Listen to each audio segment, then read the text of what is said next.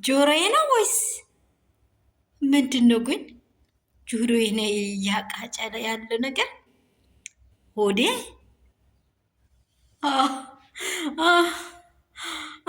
አብርሽ ቀለጠ፣ አብርሽ ቀለጠ፣ አብርሽ ቀለጠ። በሜዳ ላይ እንዲች ልጅ ሜዳ ላይ ትጥላለች። አትዘርቅም ያልነው ነገር ሳይወጣ ሳይገባ ወንድሙ ላይ ሆዴ አረ ምን አይነት ውርደት ነው! መጨረሻው ዘመን መጣ። መጨረሻ የውርደት ዘመን መጣ። የውርደት ዘመን መጣ።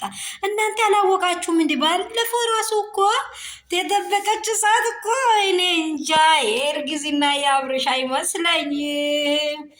ኤፍሬም እዚች ጉዳይ ላይ እጁ አለበት። ንክኪው አለ፣ ንክኪ አለ። ኧረ ጉዱ ፈላ፣ ኧረ ጉዱ ፈላ። ሆዴ ደግሞ ምን እንደምትላውቃችሁ ሌላ ቀን ምግብ ቡና አፍልቼ ምግብ ሰርቼ እጠብቅሃለሁ። ይችን ነገር አይታችኋል። ዛሬ ግን ውጣልኝ። ዛሬ ውጣ። ተሻሸኪ እኮ ነው ይህን ነገር የሚሰራው። እኔ ተደበቂ እኮ ነው አንተን የሚወደው እያለች ነው።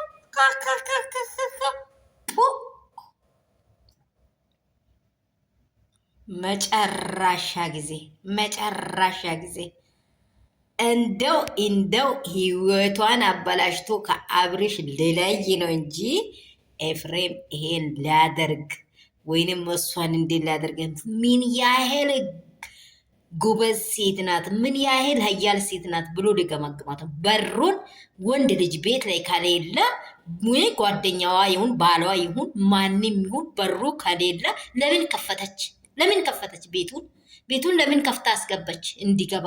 ይህን ሚሊዮን ጊዜ ለምን ወንድም አይሆንም? ወንድሙ ደግሞ ተቃራኒ ነገር እንደሚሰራ ከሩትዬ ጋር አብርሽ አይለይሽም እያለ እያወራ እየሰምች ለእሷ መልካም ነገር እንደማያወራ እያወቀች ለምን ከፈተች? እቺ ጥያቄ መልሱልኝ። ለምን ከፈተች በር? ለምን ከፈተች? ሴት ልጅ ናት። አዎ እናውቃለን። አዎ ለምን ከፈተች? ውርደቱ ከዚሁ ይጀምራል። በር ከፍቼ ከሰጠው ታዲያ ወንድ እንዴት አይገባም? ወንድ እንዴት አይከጅለኝም? እንዴት አይከጅለኝም? ሴቱኛ ራሴን ቆፍረን ካላደረግኩኝ ወንድ እንዴት አይከጅለኝም? እንደው ለዛውም ጅንስ ወጥራበት እንዲ እያረጋት ደግሞ ይሄ ባለጌነት ማለት ነው። በጣም መጥፎ ነገር ነው። በጣም ይጠነቀቃለሁ ብትሉ ራሱ ማያስጠነቀቅ ነገር ነው። አንድ ጊዜ ከተዋረዳችሁ ውርደት ነው የሚጣፍጠው እንጂ ክብር አይጣፍጥ። ክብር አይጣፍጥም። ውርደት ነው የሚጣፍጠው። ለምን ይሄን ነገር አላደርግም እምብዮ እንዳትል ለምደዋለች፣ ቀምሰዋለች። ይሄማ ይቺ ጉድማ ሆዴ ያለችው ነገር የኔ ጆሮ ነው ወይስ የሌላ ሰው ጆሮ ነው? ደግሞ ከዚህ የበለጠ ደግሞ ሌላ ቀን ቡና አፍልቼ እንዲያርጌ እጠራሃለሁ። ዛሬ ግን ሁለት አብርሽ ምንም ማስመሰል ነው። ደግሞ 10 ሰከንድ 15 12 ደቂቃ በላይ ነው እያውራት ያለው። ደግሞ አልተረዳችም ሊባል ነው።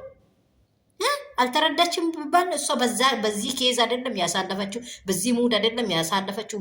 ከሩታ ህይወት ላይ እንደዚህ እያማለለች ምን እንደሆነ እኔ እናንተ በሉት እስቲ። እኔን ሰላም ቤተሰብ እንዴት ናቸው? ሁሉ ሰላም፣ ሁሉ መልካም ነው ወይ? እኛ እኮ ተበላሽተናል። በቃ ሴትን ማን አምኖ አሁን ያገባል? የሚያምነ ወንድ የለም ማለት ነው። እኔ ለራሳችን በቃ የሴት ልጅ መጨረሻ ይሄ ሆኖ ቀራ። እረ ውርደት ነው በጌታ እረ ውርደት ነው። ሰላማችሁ ትርፍርፍ ብዝት ትበል። እንደምን አላችሁ? ሁሉ ሰላም፣ ሁሉ መልካም ነው። እንዴት አደራችሁ? ይህን ቪዲዮ ተመላልሳችሁ አዩ። የትላንትና የኤፍሬምን ቪዲዮ ተመላልሳችሁ አዩ። በማስመሰል ነው የሚታወረው፣ በማስመሰል ነው የምታቆላምጠው። እናንተ በእውነት በዓለም ዙሪያ ያላችሁ ውድና ኬክ የሆናችሁ የአባቴ ልጆች ያላችሁበት ስፍራ እግዚአብሔር በደሙ ይሸፍናችሁ። መዳም ቅመሞቼ በሀገር ውስጥ ከሀገር ውጭ ያላችሁ እግዚአብሔር ይጠብቀን ነው ከክፉ ነገር እግዚአብሔር ይጠብቀን ነው። መጀመሪያ እውነት የምንናገረውንም የምናውረውንም ነገር እግዚአብሔር ያስተካክለልን። አይምሯችን እንዳይሲትና ሲቶ በተለያየ ነገር ላይ እንዳይወድቅ መጨረሻችንን እውነት ለአባትና ለእናት ውርደት አይሆን። በቃ አብርሽ ምን ይላል? ይሄንን ልጅ ደግሞ የመጨረሻ ኤፍሬም የምሩን አድርጎ ከሆነ ይሄ ነገር አብርሽንስ ምን ብሎ ሊያይ ነው? ወንድም በወንድሙ ላይ የወንድሙ ሚስት አንከባክብ ይሉ አንከባክብ ብሎኛል።